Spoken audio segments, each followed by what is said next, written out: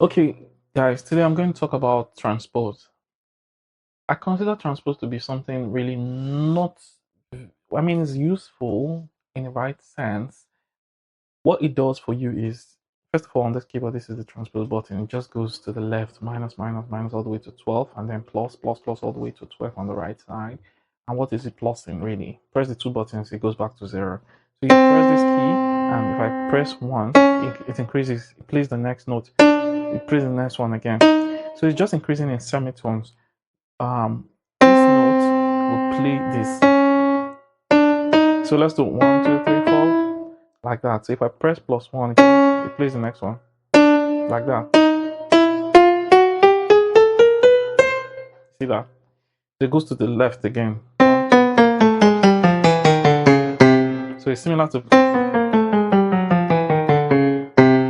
but I'm just playing on one key. So if the song was on this and I can only play on this key, then it will actually move the entire arrangement of this key onto this key, I mean, to this place, or any key. All you need to do is count it. Now let me just make one quick explanation. I don't use transpose myself. It's not like because I'm proud about it, but because I've seen the advantages of not using it. Using transpose would kind of kill your skills as a musician or as a keyboardist. Now the reason is you're supposed to know how to play on every key, and when you play on every key, if you are on C, for example, on any key, you can import some of the beautiful dynamics of a key onto that key you're on, and you play it over the key you're currently. So let me give you an example. So if I'm here for now, I can decide to say, okay, relatively, I can play some of the functional keys of if this key, which is D sharp or E flat, on this. See that?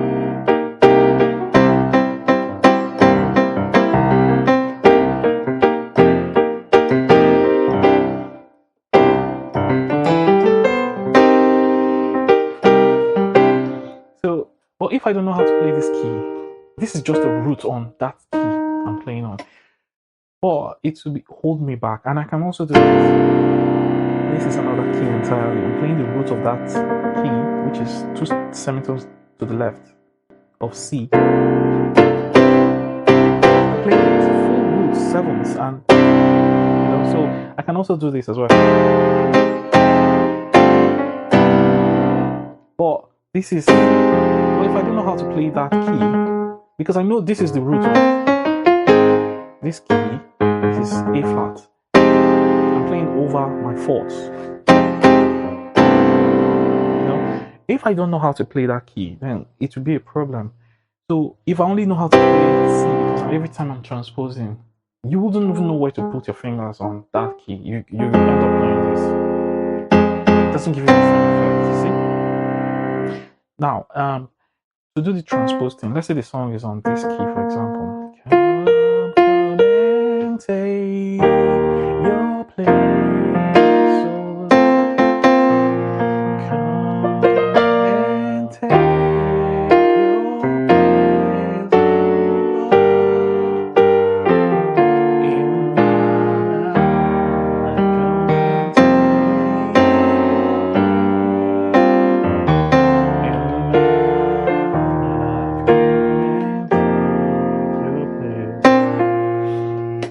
So if I want to play that on C, all I need to do is, because the key to the left of C is to the left of C, so it's just 2 semitones, 1, 2. You don't count C itself. This is 1 step away and 1 step more away, which is 2 steps.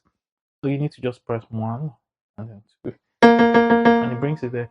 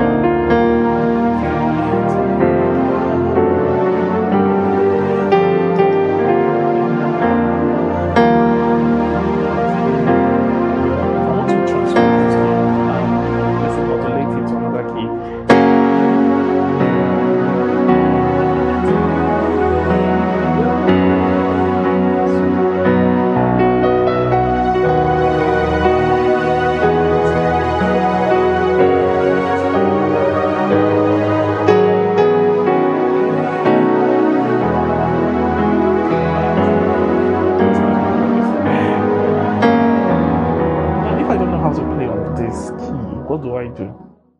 When it's time to transpose, you play the tricks.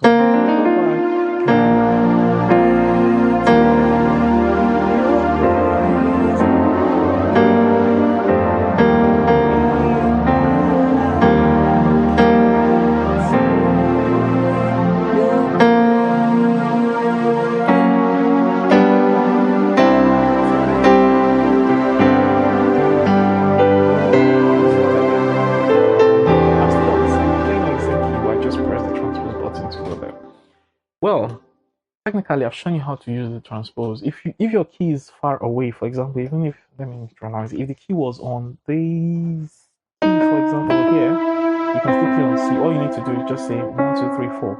If you say or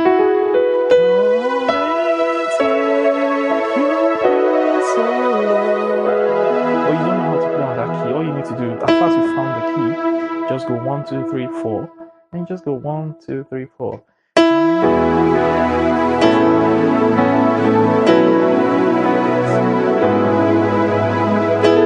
Enough of that. I am an advocate of you not using transpose. When I go on a keyboard, I don't even find where transpose is. I just play on the key. Now, if you're saying, oh, playing on other keys is difficult because the arrangement is funny, you can't memorize it. See, when you practice, it shows you're not practicing. When you practice, make sure the keys you already know very well. For example, I've used C. Many people know how to use C because there's no super arrangements, it's just all white. What you do, start with one key at a time. So every time you rehearse, you should be rehearsing at least 1 hour or 2 hours every day or every other day. Make sure you play on those keys that are difficult. Those are the ones you should be doing all your rehearsals on. Start with the songs you already know how to play very well on that key that you are comfortable with. Go to, if it's C sharp, you want to start going one after the other. Just start with C sharp or wherever. If it's B, you want to go with. Make sure you work on all the songs you know very well on C. Do them on C sharp very well. Make sure if you're struggling, find a way. Another thing you can do is you can draw this keyboard on a book and just point out where the notes are. Or you know what? I'll teach you one technique. Tone, tone, semitone, tone, tone, tone, semitone. So between your do and your this is do, re, mi, fa, sol, la, ti, do. So in between do and re, there's always 2 steps, which is between this and this. There's a key you have to skip because it's 1, 2. Between this and this, re and mi, there's 2 keys. The other one that has just no key in between is mi and fa, and then ti and do. So it's as simple as that. If I were on this key, I know the next notes I have to skip something, which is this, and I'll be there. The next note I have to skip until I get to mi. It is when I'm on mi, there's nothing to skip. So the next neighbor to that note is my fa, and then ti, that happens on ti again. The next note to it. If you understand this simple concept, you can play on any key. If I was playing on F sharp, for example, then it would be me skipping all of these until I get to mi. It's just mi and fa. That's it.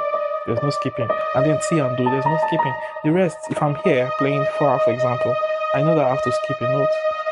I have to skip it. Every time you're always skipping, except when you get to ti and then do or mi and fa. It's as simple as that. So if you understand that concept, you can easily play. Just practice. Practice, practice, practice. Yeah. Yes.